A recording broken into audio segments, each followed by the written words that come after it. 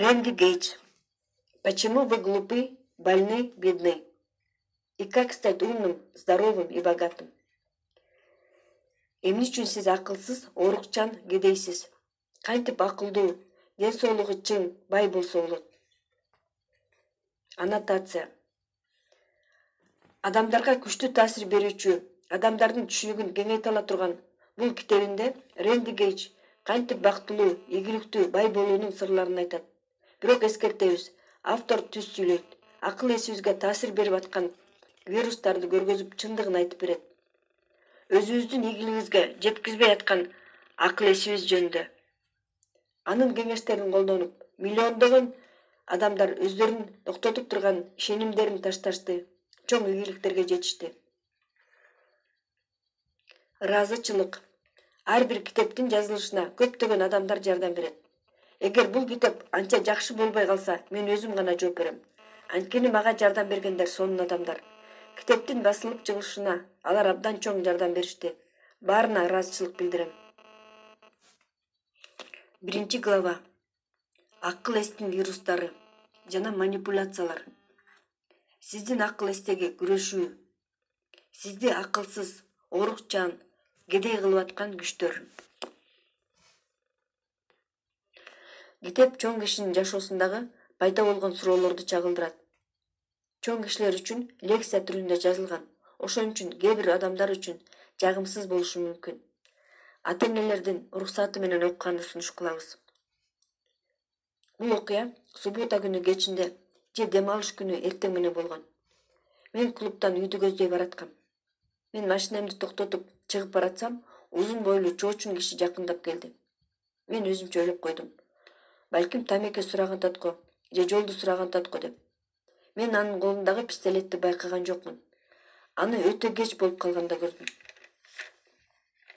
Ал наркоман окшойт. Дозага акчасы жетпей турган окшойт. 80-жылдар болчу. Дикий Западдын убагы эле. Майами кректер популярдуу болуп турган убакыт болчу. Көчөлөрдүн баарында майда хулигандар көп болчу. Кокаин ковбой деген кинодогудай эле болуп турган маал эле. Мен жашаган Южный пляж району наркомандардын эпицентри болчу. Мага дагы криминалдык статистиканы толуктаганга мүмкүнчүлүк берилди. Ал жигит пистолетин чекеме такап мени карап турду. Ак Pontiac Fiero акырын жылып келатты. Ал бизге көз салып турду. Мен деле убагында күрөш искусствосуна катышкам. Бирок менин жөндөмүм бул ситуацияда жардам бере алмак эмес. Пистолет чекемде такалып турду. Мен түшүнүп турдум, атса эле өлөрүмдү. Дароо өлбөсөм да баары бир өлөм. Мен билген жокмун машинадагы сообщникинин пистолети бар экенин. Кийинчерээк билдим бар экен. Машина менен деле тебелип деле кетмек. Ошондуктан мен аны успокоить эткенге аракет кылып баштадым. Пистолетти кармап турган кишини. Акча сунуш кылып, жакшылык менен бүтүрөйүн дедим. Бирок бул жакшы вариант эгерде чөнтөгүңдө $7 ашыгыраак акчаң болсо. Ал күндөрү кректин дозасы $5 турчу. Ошондуктан мен ага акчаны алуусун сурандым. Өзүнүн крегиңди сатып ал. Бул окуяны унуталы дедим. Бирок ал сенде дагы акча бар, өз эркиң менен бер деп туруп алды. Мен ага жакшылап түшүндүргөнгө аракет кылдым. Менде $7 бар экенин айтып, $7 ал, сага түрмөгө камалып калганың жакпайт болуш керек дедим.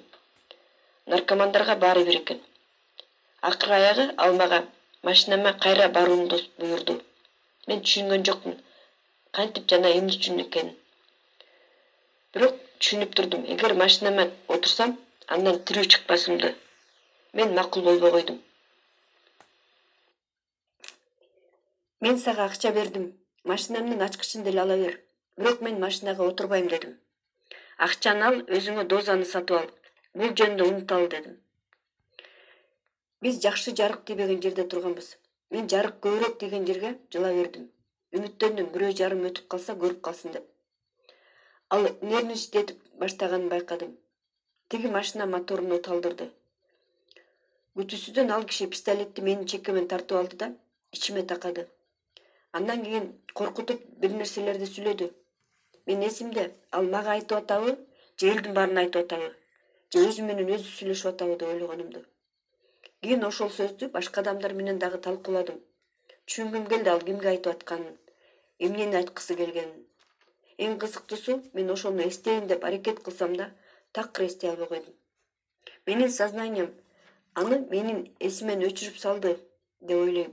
Андан кийин эмне болгонун жакшы эстеп калбаш үчүн.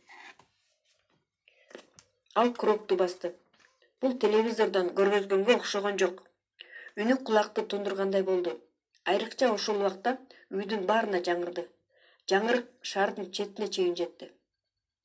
Мен ичимди кармаган бойдон чалкаман жыгылдым. Убакыт акырын жылып атты. Матрицадагыдай болуп, мен тиги мага кандай болуп атып атканын, машинасына отуруп кетип атканын спокойно карап турдум. Ал Майами тарапты көздөй кетти. Секундага мага бул заряддалбаган эле пистолет. Мунун баары ерунда деген ой да келип кетти. Анткени мен эч нерсе сезген жокмун. Мен колум менен кармап алган ичимди караганда манжаларымдын арасынан кандын агып чыгып атканын көрдүм. Ошондо ооруганды сездим. Катуу ооруду. Оратор болгондуктан, оюмду жакшы түшүндүрө алгандыктан мен өзүмө сыймыктанам. Бирок менде сөз жок. Ичимди жарып кеткен октон эмнени сезгенимди.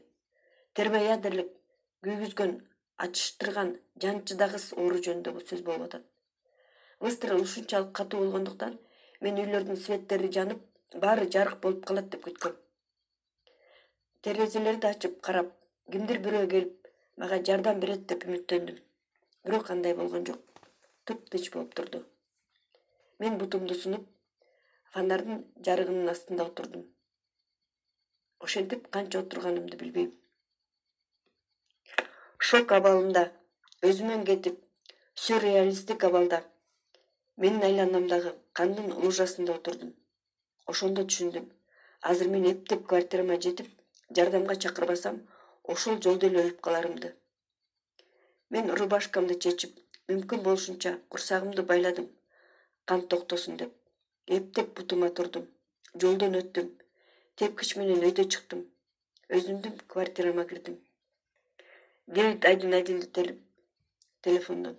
Анан креслого куладым. Коверге агып аткан каным менен кошо жанымда чыгып атканын сезип аттым.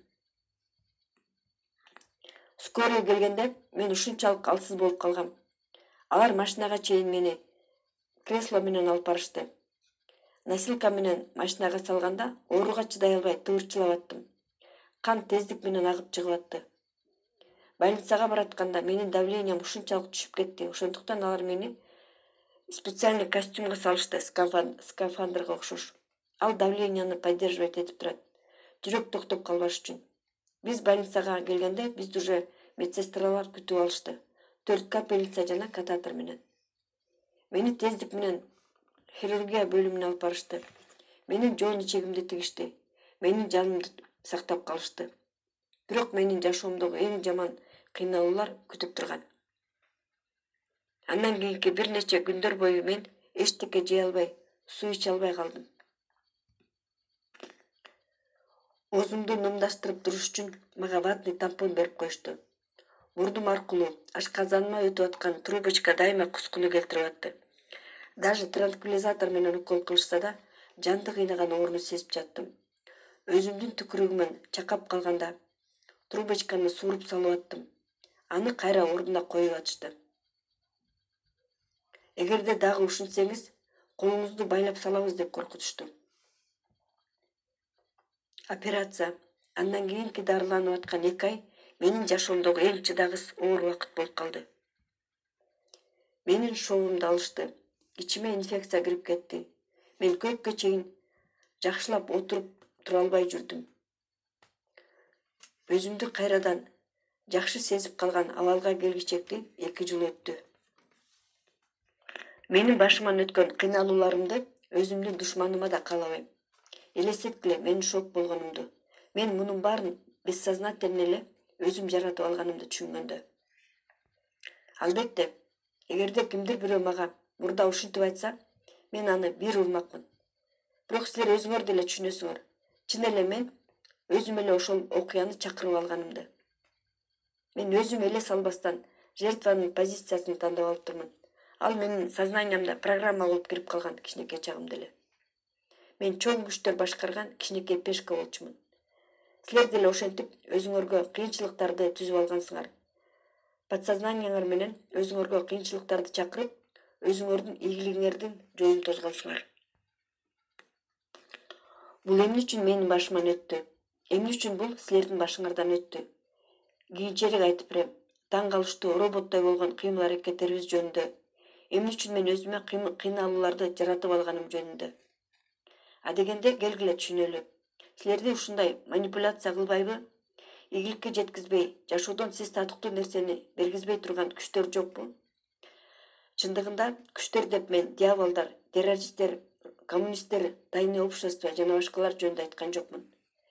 Мен кадимки эле бизди курчап турган тартиптүү элдерди, институттарды, үй-бүлөнү, тааныштарыбызды, церковду же башка средства массовой информация сыяктуу культурный учрежденияларды айтып атам.